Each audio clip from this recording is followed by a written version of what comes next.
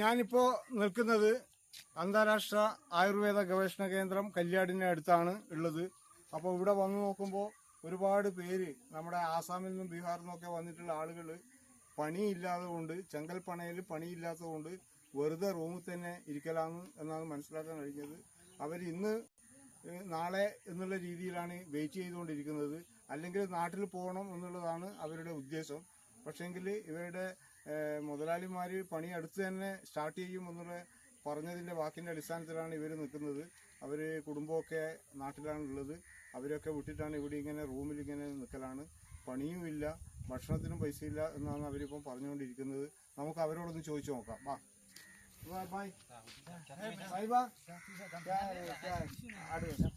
Sound क्या तुम इधर बैठ के क्या है?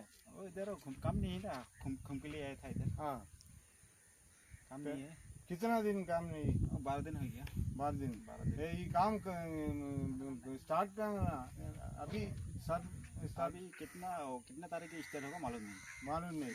तुमको पैसा है? पैसा नहीं है, खाने के लिए पैसा नहीं है। खाने के लिए पैसा नहीं है?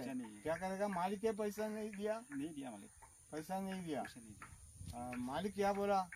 मालिक बोला है कल काम होगा ना नहीं होगा काम। बोला था। ये तुम रहता रूम में, क्वार्टर्स में कितना आदमी है? काम इधर 10-12 आदमी है। पूरा आदमी आसाम में? हाँ, आसाम में। डिस्ट्रिक्ट कोकराझार डिस्ट्रिक्ट पूरा आदमी पूरा आदमी आसाम में? हाँ, आसाम में। तुमको पूरा एक गांव में? कोकराझार डिस्ट्रिक्ट है ना, डिस्ट्रिक्ट है, अलग अलग गांव में। ओके। हाँ भाई, इधर देखो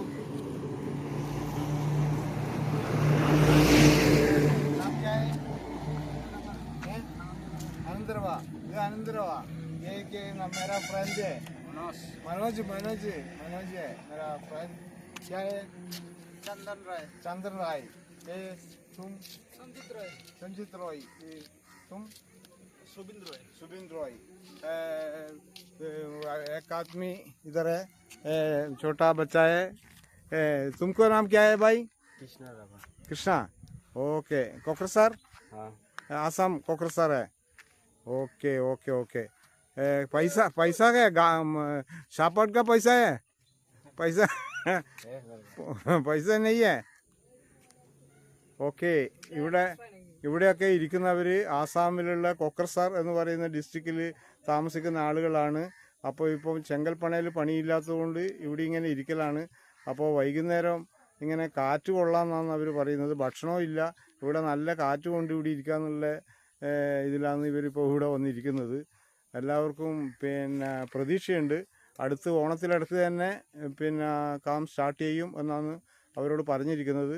അതുപോലെ തന്നെ പെട്ടെന്ന് തന്നെ സ്റ്റാർട്ടാവും എന്നുള്ളത് നമുക്ക് പ്രതീക്ഷിക്കാം. Okay, thank you.